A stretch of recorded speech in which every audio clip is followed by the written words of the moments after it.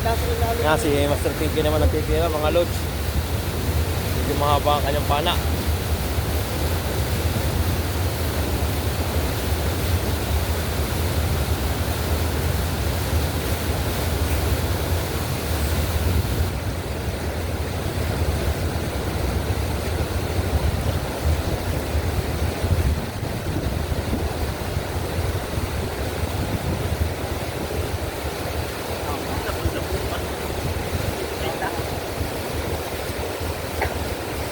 Sayang. Sayang, mali ka patay na yun. Tinatakbo ko na yun. Habol sana kita papunta doon. Kasi nga tingitingan niya dyan sa mga bato. Pagpul na. Kaya parang baluwas na doon.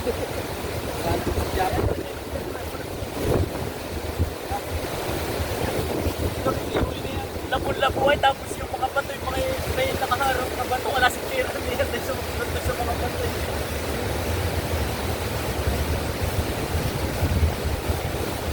Dahil pala maliit, kakalita yun. Parte rin eh.